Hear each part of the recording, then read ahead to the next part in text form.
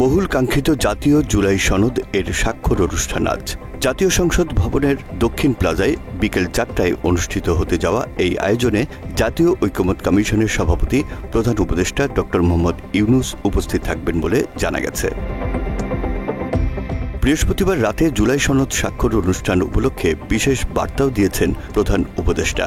ওই বার্তায় প্রধান উপদেষ্টা দেশের সকল টেলিভিশন ও অনলাইন গণমাধ্যমকে জুলাই সনদ স্বাক্ষর অনুষ্ঠানটি সরাসরি সম্প্রচারের আহ্বান জানান। এটিকে ঐকমত্য কমিশন এটিকে নতুন রাজনৈতিক সমঝোতার দলিল হিসেবে আখ্যায়িত করেছে। আর প্রধান উপদেষ্টা বলছেন, এই সনদ জাতির জন্য একটি মস্ত বড় সনদ হয়ে থাকবে।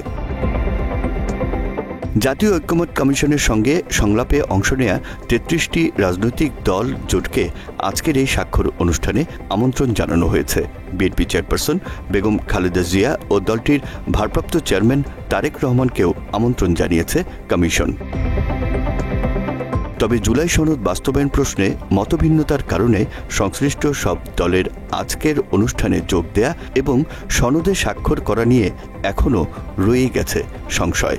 যদিও ঐকমত্য কমিশনের সহসভাপতি অধ্যাপক আলী রিয়াজ সংবাদ সম্মেলনে বলেছেন, স্বাক্ষর অনুষ্ঠানের সকল প্রস্তুতি সম্পন্ন করা হয়েছে।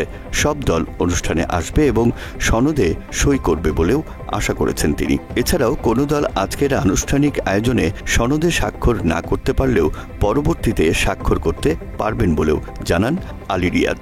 যদি কোনো দল পরবর্তী সময়েও ধরুন এই মুহূর্তে স্বাক্ষর না করেও বলেন তারা যদি পরে দিতে চান, আমরা নিশ্চয়ই, আমার মনে হয় এটা থাকতেই পারে যে তারা পরে এসে স্বাক্ষর করবে।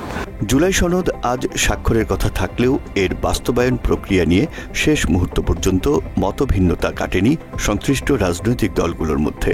বিশেষ করে সনদ বাস্তবায়নে গণভোট কখন হবে, সনদের আইনি ভিত্তি এবং সংসদের উভয় কক্ষে পিআর পদ্ধতিতে নির্বাচন হওয়া না হওয়ার প্রশ্নে ঐকমত্য কমিশনের সঙ্গে এতদিন সংলাপে অংশ নেয়া দল ও জোটগুলো দৃশ্যত দুটি বলয়ে বিভক্ত হয়ে পড়েছে। বিএনপি ও এর মিত্র জোটভুক্ত দলগুলো ফেব্রুয়ারিতে সংসদ নির্বাচনের দিনেই একসঙ্গে গণভোটের পক্ষে, আর জামায়াত সংসদ নির্বাচনের আগে নভেম্বরেই গণভোট চায়। দলটি সংসদের উভয় কক্ষেই পিআর পদ্ধতিতে নির্বাচনও দাবি করেছে। অন্যদিকে জাতীয় নাগরিক পার্টি এনসিপি সনদে স্বাক্ষরের আগেই নির্বাহী আদেশে জুলাই সনদ বাস্তবায়নে সরকারি প্রতিশ্রুতি ও আইনি ভিত্তির দাবিতে মাঠে নেমেছে। মাত্র 30% টাকায় জমির মালিক হয়ে নতুন বাংলাদেশের গড়ে তোলার স্বপ্ন দেখা বাংলা বসতি।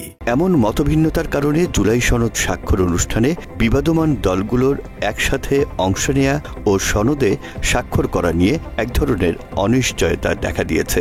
বিএনপি সহ দলটির মিত্র দলগুলো সনদে সই করছে, এটা প্রায় নিশ্চিত। জামায়াতের পক্ষ থেকে বলা হয়েছে দলটি আজকের স্বাক্ষর অনুষ্ঠানে যোগ দেবে, তবে সনদে স্বাক্ষর করা না করার বিষয়ে বৃহস্পতিবার পর্যন্ত কোনো সিদ্ধান্ত হয়নি। আর এনসিপি সংবাদ সম্মেলন ডেকে বলেছে, আইনি ভিত্তি ছাড়া তারা স্বাক্ষর অনুষ্ঠানে যাবে না, সনদে করবে না স্বাক্ষরও। সেই বিষয়টা নিশ্চিত না হওয়া পর্যন্ত আমরা জুলাই সনদে স্বাক্ষরের যে অনুষ্ঠান বা যে আয়োজনটা চলতেছে সেখানে আমরা নিজেরা অংশীদার হব না। অন্যদিকে বাংলাদেশের কমিউনিস্ট পার্টি সিপিবি ও বাংলাদেশের সমাজতান্ত্রিক দল বাসদ সহ 4টি বাম দল আজকের অনুষ্ঠানে না যাওয়া ও সনদে সই না করার ঘোষণা দিয়েছে।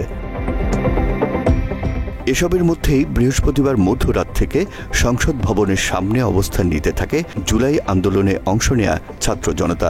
শুক্রবার সকালে সংসদের দেয়াল টপকে জুলাই সনদ স্বাক্ষরের জন্য নির্মিত মঞ্চের সামনে অবস্থান করে বিক্ষোভ শুরু করেছে জুলাই যোদ্ধারা। জুলাই সনদ সংশোধন করা, সনদকে স্থায়ীভাবে সংবিধানে অন্তর্ভুক্ত করা এবং জুলাই সনদে জুলাই যোদ্ধাদের স্বীকৃতি দেয়া, এই 3 দাবি তাদের।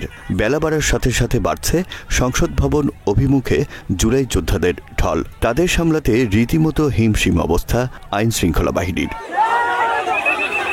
বিকেল 4টায় ঐকমত্য কমিশনের আয়োজনে রাজনৈতিক দলগুলোর কেন্দ্রীয় নেতা, সরকারের উপদেষ্টা আমলাদের উপস্থিতিতে প্রধান উপদেষ্টা প্রফেসর ডক্টর ইউনূসের সভাপতিত্বে জুলাই সনদ স্বাক্ষর কার্যক্রম অনুষ্ঠিত হওয়ার কথা। রাকিব জুয়েল, বাংলা এডিশন।